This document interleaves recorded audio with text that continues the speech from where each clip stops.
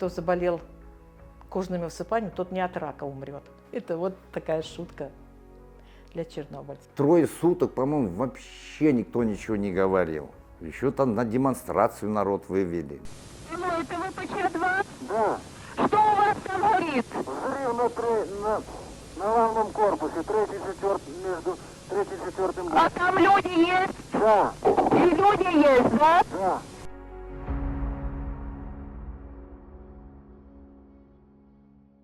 26 апреля 1986 года – черная дата в истории всего человечества.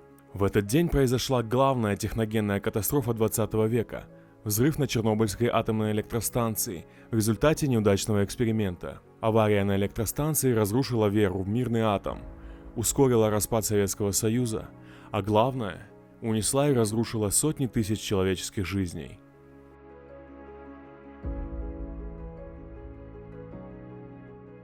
Затронула эта трагедия и многих крымских татар.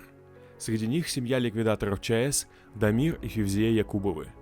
В 1982 году Дамир ага окончил военное училище в Самарканде, и через 5 дней после свадьбы они с супругой отправились служить в поселок Десна под Черниговом, недалеко от Чернобыля.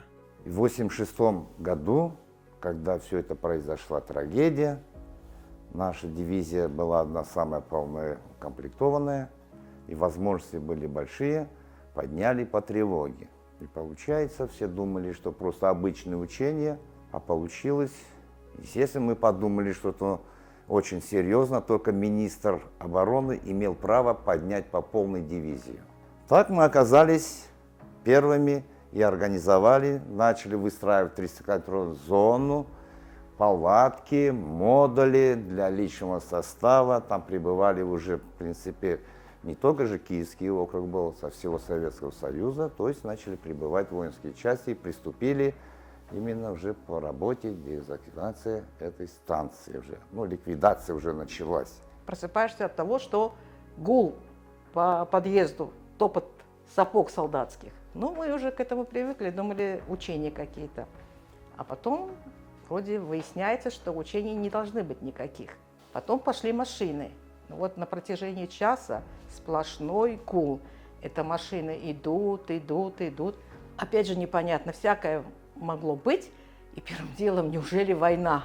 Получилось у нас в то время и на демонстрации вышли 1 мая, а потом нам захотелось после 1 мая отпраздновать, пошли на маевку. Сидели, ну как-то ощущение было, что оно где-то есть, что-то.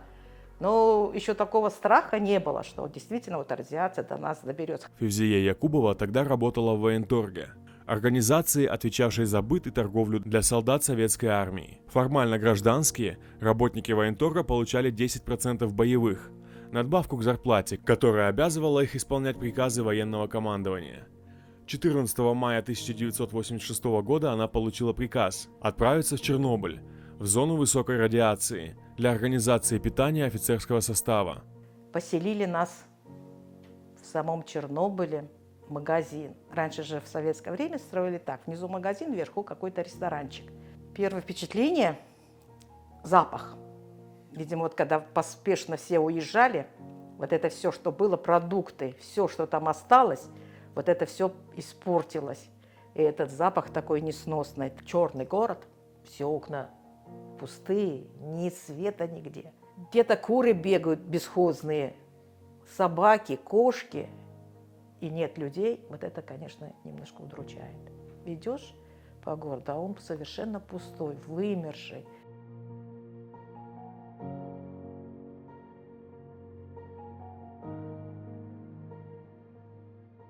Я вот расскажу просто один случай. Вот оно у меня застряло в голове. Просто женщина сидит вот и пишет: меховая шапка, телевизор, что-то еще то-то. Я вначале не понял, а потом до меня тоже дошло. Человек всю жизнь работал. Нормально, прекрасное житье было, да? А тут вдруг мгновенно всех подняли, только документы. Потому что все остальное уже из зоны не выезжали. Ни автомобили, ни телевизоры, ни ковры, ничего. Только паспорт на руках. Вот у меня это осталось, просто жалость. А я же не фокусник, был бы фокусник, наверное, про себя сказал, да? Я вот сейчас этой женщине все вот так вот вернул бы, чтобы она вот, ну это знаешь, вот, чтобы с ума не сошла она, эта бедная. А так это тысячи людей было. Потом уже в 1987 году опять отправили на должности начальника автомобильной службы 25-й бригады. Вот, чтобы было понятно, 25-я бригада с 2 комплектами, это 8 тысяч человек и техника. В те дни Дамир Якубов выезжал в зону отчуждения ЧАЭС ежедневно. 30-километровая зона тогда была разделена на 3 территории по степени радиационного загрязнения. В 5 утра вставали химики, разведчики. Вот, это первые колонны, они выходили. Я по своей должности, как начальник автомобильной службы и начальник ВАИ, военной автоинспекции, вот эту колонну, 60 машин, Уралы, под перевозку личного состава, я их сопровождал, заходили во 2-ю зону. Там мы все выходили с этих машин, переодевали с грязной в чистую, то есть в грязную. Ну, это грязный не в прямом смысле, а зараженные, которые работают, она так называлась. И садились уже в другие 60 машин. Они из зоны не выходили, они уже облученные, ехали уже в зону, заезжали, оставляли. Работали 4 часа. Каждые 4 часа, вот 3 смены на сутки. Реакция советских властей в первые дни после трагедии до сих пор вызывает ожесточенную критику. Трагедия замалчивалась, и многие в Советском Союзе впервые узнали о ней из-за рубежа, из трансляций нелегальных радиостанций.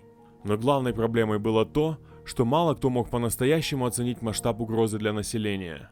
3 суток, по-моему, вообще никто ничего не говорил. Еще там на демонстрацию народ вывели. Честно говоря, у нас там много что замалчивали тогда же.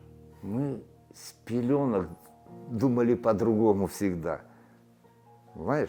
Когда, если мой дедушка погибает в 1941 году, полковой комиссар, это мэр Феодосий, ну, председатель горсовета, ушел на фронт, а его семью в скотовозке запихнули и отправили непонятные какие-то узбекские степи. Я даже всегда говорил своим подчиненным, если кто не боится, не надо быть трусом, а бояться надо. Когда это у тебя чувство есть, самосохранение, тогда ты будешь выполнять все правила. Ученые ходили, лекарства какие-то, таблетки глотали. А мы ходим и говорим, а почему нам ничего не дают? Мы же работаем. Если вы там где-то ходите, так мы вас обслуживаем. Вы приходите в грязной одежде, это все на нас ложится. Ни таблеток. Придут, дозиметром померят, оно так щелкает. Ну а что делать? Девочки, косыночки оденьте на голову, чтобы пыль на вас не садилась радиоактивная. Вот и все. Были, что люди у нас в бригаде, по крайней мере, тоже груз 200 были, возили. Потому что организм был у всех разный. Вот. Были облучения, были болячки. Там мы поднимали, что что-то можно прихватить. Потому что и дозы каждый день, вот мы так приходим утром на задание, вечером заходим в кабинет химику, ну, дозря он снимает и вставляет, ну, освобождает и сразу показывает, какую дозу ты за день нахватал уже. Все сказывается сейчас, абсолютно все. Вот сейчас это очень тяжело. Вообще это болезнь профессиональная у чернобыльцев, кожное высыпание. Вот у меня и пошли эти кожные высыпания. После кожных высыпаний болезнь суставов. Вот когда молодые, этого ничего не замечалось, а вот сейчас с возрастом, конечно, тяжеловато стало. Как шутят. Кто заболел кожными высыпаниями, тот не от рака умрет.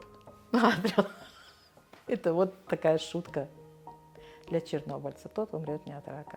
Негласный закон был, нужно было переждать какое-то время, только потом можно было забеременеть или родить. Получилось так, что вот одного ребенка мы смогли родить. В 1989 году я поступил в академию.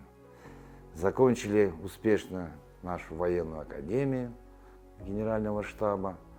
И тут 92 год, и тут уже, как говорится, надо распределяться. Но уже страна развалилась.